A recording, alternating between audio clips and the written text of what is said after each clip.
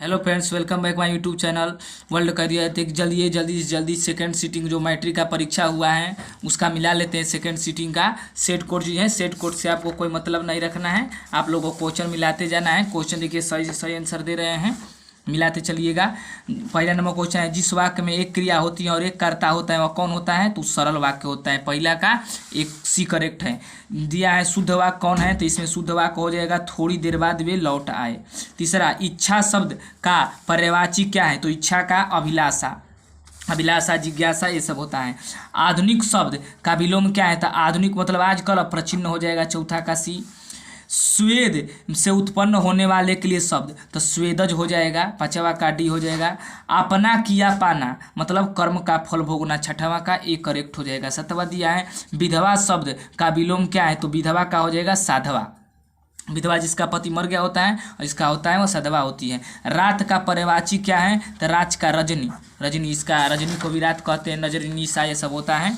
नौवा बिना अंकुश का, तो इसका हो जाएगा एक शब्द निरंकुश। दसवां दिया है फूक फूक कर पैर रखना, यानी सोच विचार कर काम करना। आप लोगों को कितना सही हुआ है कमेंट करके जरूर बताइएगा। चलिए आगे देखते हैं। वर्णों के उच्चारण समूह को क्या कहते हैं? तो वर्णमाला कहते हैं। भ का उच्चारण आता है तो उपाते हैं, उष्ट में ओठ हो जाएगा। प फ ब भ चारों ओठ से बोले जाते हैं। 12 का बी हो जाएगा। 13 दिया है ल कौन सा व्यंजन है? तो लो यहाँ पर हो जाएगा अंतस्थ व्यंजन। 13 का सी करेक्ट है। वीडियो आपको कैसा लग रहा है कमेंट करके बताइएगा, और छोटा सा चैनल है इसलिए सब्सक्राइब करना ना भूलिएगा। देखिए किसकी अंतिम ध्वनि स्वर होती है? तो मुक्ताक्षर की। 14 का डी हो जाएगा। देखिए 15 की तरफ बढ़ते हैं। महाशय शब्द का संधि विच्छेद का है? तो महा प्लस आस है। 15 का एक करेक्ट हो जाएगा। एक मात्रिक उच्चारण को क्या कहते हैं? तो यहाँ पर हो जाएगा हरस स्वर दीर्घ दोनों मिलकर, जिससे प्लुत स्वर भी कहते हैं। तो 16 का सी हो जाएगा। 17 नंबर क्वेश्चन है, छत्र ज्ञान कौन सा है? तो यह हो जाएगा संयुक्त व्यंजन। 18 नंबर दिया है, इनमें से कौन शुद्ध शब्द है? तो कवियत्री। 18 का एक करेक्ट है। 19 नंबर देख लीजिए, विस्मयादि बोधक चिन्ह कौन है? तो ये जो है इस तरह करके विस्मयादि बोधक का चिन्ह होता है। 20 नंबर की तरफ बढ़ते हैं। जिन संज्ञाओं से एक ही प्रकार के वस्तुओं अथवा व्यक्तियों का बोध हो उसे व्यक्तिवाचक संज्ञा कहते हैं। 20 का एक करेक्ट हो जाएगा। 21 नंबर दिया है, मंगवा क्या बेचती थी? तो मंगवा दही बेचती थी। आपका सेकंड बुक का है। 22 नंबर दिया है, यह बात अच्छी नहीं लगता कि माँ दिन महीने भर लुढ़कती रहे, कैलाश ने कहा था, जो बड़ा बेटा का नाम था। 23 नंबर ढहते विश्वास पाठ के रचनाकार कौन है? तो ये 7 कोड़ी होता, जो कि उड़िया साहित्य से लिया गया है। 23 का डी हो जाएगा। ढहते विश्वास शीर्षक पाठ किस बांध के टूटने की बात की गई है? तो दलई बांध की टूटने की बात की है। 24 का एक करेक्ट हो जाएगा। यदि वीडियो आपको अच्छा लग रहा है तो प्लीज़ एक लाइक तो बनता है। 25 नंबर देखिए, मंगू की बड़ी बहन का नाम क्या था? तो कमू था। लेखक सुजाता का वास्तविक नाम क्या था? तो एस रंगराजन। 26 का सी हो जाएगा। ये सभी हम एनसीईआरटी से खोज करके आंसर लाए हैं, एक भी गलत नहीं है, आप मिला सकते हैं बुक से। देखिए 27 नंबर दिया है, कौन पार्वती को अकेली छोड़कर नहीं जाना चाहती थी? तो वल्ली अलाम। यहाँ का 27 का डी हो जाएगा। 28 नंबर, वल्ली अलाम के गांव का नाम क्या था? तो मुंडीपट। यहाँ पर हो जाएगा 28 का, एक किताब से आप देख सकते हैं। 29 नंबर, धरती कब तक घूमेगी? शीर्षक पाठ में सीता क्या देखकर उदासी हो गई? तो अपना काला ओढ़ना देखकर। बहुत से क्वेश्चन इसमें, 10 से क्वेश्चन आपको सेकेंड बुक से पूछ चुका है, 10 से अधिक क्वेश्चन। देखिए 30 नंबर, धरती कब तक भूखेगी? सीता के बड़े लड़के का नाम क्या था? तो यहाँ भी बताए थे कि कैलाश नाम था। 30 का सी हो जाएगा। वह खा चुका था, तो चुका था तो यहाँ पर भूतकाल हो जाएगा। 31 का भी। देखिए उत्पत्ति की दृष्टि से शब्द के कितने भेद? 4, तत्सम तद्भव देशज विदेशज। 33 नंबर की तरफ बढ़ते हैं। वह शब्दांश जो किसी शब्द के पूर्व जोड़ा जाता है तो उसे उपसर्ग कहते हैं, और जो पहले पीछे जो जिसे जोड़ते हैं उसे प्रत्यय। देखिए 34 नंबर दिया है, सुजान शब्द में कौन सा उपसर्ग है? तो सु उपसर्ग है, जो कि आगे लगता है। समझौता शब्द में प्रत्यय क्या है? तो औता, जो कि पीछे लगता है। उपेक्षा शब्द का विशेषण क्या है? तो उपेक्षित हो जाएगा। 36 का सी करेक्ट हो जाएगा। 37 नंबर दिया है, संधि का सामान्य अर्थ क्या है? तो संधि मतलब वर्णों का मेल, मतलब मिलाप होता है। संधि मतलब जोड़े, इसी तरह पता है। 37 का डी हो जाएगा। परमेश्वर कौन सा समास है? तो कर्मधारय समास। 38 का ए हो जाएगा। 39, शिव पार्वती में कौन सा समास है? तो द्वंद्व समास यहाँ पर हो जाएगा, शिव और पार्वती। वाक्य को उस भाग को जिसके एक से अधिक पद परस्पर संबद्ध होकर होते हैं किंतु अर्थ नहीं देते तो पदबंध कहते हैं। पदबंध अर्थ नहीं देता है, वाक्य अर्थ दे देता है। देखिए 41 नंबर दिया है, प्रभाव शब्द कौन सा लिंग है, तो पुल्लिंग है। प्रभाव जिसे प्रभाव पड़ता है तो ये सब हो जाएगा पुल्लिंग हो जाएगा। देखिए आम्र शब्द क्या है, तो आम तत्सम है क्योंकि इसे संस्कृत का शब्द है, इसका तद्भव रूप होगा आम। 43 नंबर की तरफ बढ़ते हैं, भगवान शब्द का स्त्रीलिंग रूप क्या है, तो भगवती हो जाएगा। कारक के कितने वेद हैं, तो हिंदी में कारक 8 होते हैं। यदि कल संस्कृत का पेपर है, संस्कृत में पूछे तो संस्कृत में 6 होते हैं। 45 श्याम कलम से लिखता है, तो कलम से लिखता है या जोड़ा गया है तो कर्ण कारक हो जाएगा। नदी शब्द का बहुवचन क्या है, तो नदी का बहुवचन नदिया हो जाएगा। सूर्य शब्द का स्त्रीलिंग, तो सूर्य का सूर्या हो जाएगा। 47 का बी करेक्ट हो जाएगा। 48 जब किसी वाक्य को पिरो दिए जाते हैं, जब शब्द वाक्य में पिरो दिए जाते हैं तो क्या कहलाते हैं, तो वे पद कहलाने लगते हैं। 48 का सी करेक्ट आंसर है। एक भी क्वेश्चन आप लोगों को गलत नहीं मिलेगा। कितना बनाए हैं और कौन सा सही हुआ है आप कमेंट करके जरूर बताइए। यदि कोई दिक्कत हो तो अभी देखिए 49 की तरफ बढ़ते हैं। यहाँ मेरा छोटा भाई अमित है, यहाँ पर मेरा है मतलब निज अपने का बात किया गया है, इसीलिए निजवाचक सर्वनाम हो जाएगा। दुखी लोगों की मदद करो, तो दुखी सुखी ये जो होता है वह गुणवाचक विशेषण के अंतर्गत आता है। 50 का बी करेक्ट हो जाएगा। परिवार शब्द का विशेषण क्या है, तो पारिवारिक हो जाएगा। 51 का बी क्रिया के मूल का क्या है, क्रिया का मूल काल होता है। 41 का ए करेक्ट है। देखिए 52 था। 53 की पढ़ते हैं, शिवम आ रहा होगा, तो आ रहा होगा तो यहाँ पर भविष्य काल हो जाएगा।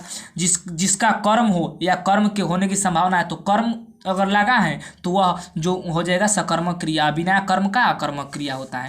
क्या खाया, जिसे इसमें कर्म नहीं है, तो कर्म नहीं है तो यह कर्मक क्रिया हो जाएगा। 55 का सी। भीमराव अम्बेडकर के चिंतन और रचनात्मक कौन थे, तो बुद्ध कबीर और ज्योतिबा फूले, तीनों हो जाएंगे। 56 का डी हो जाएगा। 57 नंबर देखिए, हु आर सुद्राज किसकी रचना है, तो डॉक्टर भीमराव अंबेडकर जी की रचना है। 58 नंबर की तरफ बढ़ते हैं। नलिन बिलोचन शर्मा की माता का नाम क्या था, तो रत्नावती देवी। देखिए 59 की तरफ बढ़ते हैं। सेन साहब की लड़कियां कैसी थी, तो सुशील थी। 60 है, मदन किसका बेटा था, तो गिरधर का, जो सेन साहब के यहाँ नौकर का काम करता था। अब देखिए 61 पुष्करणी किसकी रचना है, तो यहाँ पर हो जाएगा अज्ञे, सच्चिदानंद हीरानंद की रचना है। मनुष्य और सभ्यता के विनाश की अंतर्व्यवस्था के व्यक्त करने वाली कविता निम्न में से कौन से है, तो एक वृक्ष की हत्या, जिसमें वृक्ष को काटने को दिखाया गया है। 62 का या 63 नगर संवेदना कवि कौन है, तो प्रेमघन बता रहे हैं नगर के बारे में। बीरेन डंगवाल का पहला कविता संग्रह कब प्रकाशित हुआ, तो 1991 में। 64 का सी करेक्ट हो जाएगा। 65 की तरफ बढ़ते हैं। देख लीजिए अक्षर ज्ञान शीर्षक कहाँ से ली गई है, तो कवि ने कहा, जो अनामिका जी लिखी हैं इनकी यही है, इसी से लिया गया है। नदिया मैदान बुलाएंगे पंजाब, तो बंगाल में, तो बंगाल दिया है तो यहाँ पर हो जाएगा लौट कर आऊँगा फिर। रेनर मारिया रिल्के जी लिखे हैं। रेनर मारिया रिल्के के पिता का नाम क्या था, तो जोसेफ रिल्के। 67 का बी हो जाएगा। लाइफ एंड सॉन्ग्स का कविता संकलन की रचना है, तो यह हो जाएगा। और 68 का सी रेनर मारिया रिल्का जी का ही है। लौट कर आऊँगा फिर अनुवादक कौन है, तो प्रयाग शुक्ल इनका अनुवाद किए हैं। 70 दिया है अक्षर ज्ञान कविता में अंग को अड़ को बेटा को क्या समझता है, तो माँ समझता है। 70 का ये हो जाएगा। एथेंस किस महादेश में है, तो यूरोप महादेश में स्थित है। टॉल्स्टॉय कौन थे, तो एक रूसी लेखक थे जिनका वार एंड पीस जो रचना है मतलब युद्ध और शांति। 73 दिया है कौन मनुष्य के संपूर्ण जीवन से संबद्ध है, तो साहित्य। 74 देखिए बिरजू महाराज का साक्षात्कार किसने लिया, तो रसीम वाजपेयी ने। 74 का सी हो जाएगा। 75 नंबर दिया है बिरजू महाराज का जन्म किस वर्ष हुआ था, तो 1938 में हुआ था।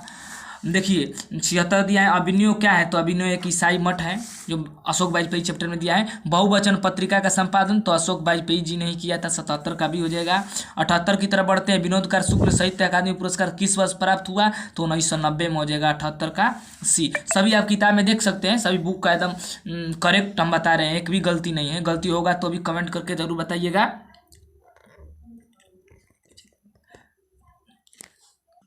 देखिए 79 नंबर क्वेश्चन है नौबत करने के बाद कैसे हैं, तो व्यक्ति चित्र है। 80 देखिए कौन संस्कृति जिंदा नहीं रह सकती, जो दूसरे को बहिष्कार करते हैं, दूसरे संस्कृति। 80 का ए हो जाएगा। देखिए 81 नंबर क्वेश्चन दिया है 81 नंबर क्वेश्चन दिया है, गुरु नानक का जन्म स्थान तो पाकिस्तान में, जो लाहौर पाकिस्तान में पड़ता है। अब रस खान किस राजवंश से उत्पन्न हुए थे, तो यहाँ हो जाएगा पठान राजवंश से, जो कि एक मुस्लिम थे फिर भी हिंदू के भगवान कृष्ण की पूजा करते थे और उनके प्रेम में मग्न थे। देखिए तिहुपुर शब्द का अर्थ क्या है, तो तीनों लोग हो जाएगा। यहाँ पर हटे विदेशी हाट सब बनियो देश विदेश, तो यह स्वदेशी पाठ से लिया गया है, प्रेमगंज जी लिखे हैं। 85 की तरह गुंजन किस कवि की रचना है, तो गुंजन सुमित्रानंद पंत की है। देखिए 86 दिया है, सुमित्रानंद पंत के अनुसार कौन घर में प्रवासिनी बनी हुई है, तो भारत माता। 86 का सी हो जाएगा। रामधारी सिद्धिनकर की रचना कौन थे, चिदम्बरा। इन पर इन्हें ज्ञानपीठ पुरस्कार भी मिला था। 88 हिरोशिमा शीर्षक कविता, ये कवि क्या है, तो सच्चिदानंद हीरा से लिखा है। 89 जल्दी से जल्दी मिला लीजिए सभी क्वेश्चन को। 89 दिया है, अगे का जन्म किस वर्ष हुआ था, तो 1911 में। 89 का 90 हो जाएगा, हिरोशिमा शीर्षक कविता का चित्रण है, तो आधुनिक सभ्यता के दुर्गत मानव विभीषिका का। 90 का सी हो जाएगा। वाकिफ का अर्थ होता है परिचित होना। 92 कितने वर्ष में लिपि विश्वविद्यालय मकसूद ने अध्ययन पाया था, तो 18 वर्ष की उम्र में। 92 का सी हो जाएगा। 93 दिया है, हरकस कौन थे, तो एक वनस्पति वैज्ञानिक थे। निर्वंश विद्या का संबंध मानव विज्ञान से या नृत्य से भी देता है, तो ऑप्शन के अनुसार हम यहाँ पर मानव विज्ञान से मार देंगे। काम सूत्र की रचना वात्स्यायन जी का है। 95 का बी हो जाएगा। सिक्तत का अर्थ क्या होता है, सिक्तत का अर्थ होता है मोम। 96 का सी करेक्ट हो जाएगा। देखिए 97 नंबर दिया है, नेपाली मराठी नेवारी भाषाओं की लिपि तो देवनागरी है। नागरी लिपि शीर्षक पाठ कहाँ से लिए गए हैं, तो भारत और लिपियों की कहानी गुणाकर मूले जी लिखे हैं। 99 दिया है, निर्मला कौन थी, तो लेखक की पत्नी थी। और लास्ट क्वेश्चन जो कि 100 नंबर दिया है, सूखा पत्ता किनकी रचना है, तो अमरकांत जो बहादुर चैप्टर लिखे हैं। आशा करते हैं आपको वीडियो अच्छा लगा होगा। अगले नेक्स्ट सब्जेक्ट का भी लेकर आएंगे। चैनल छोटा है इसलिए चैनल को सब्सक्राइब कर दिए। मिलते हैं नेक्स्ट वीडियो के साथ, तब तक के लिए जय हिंद।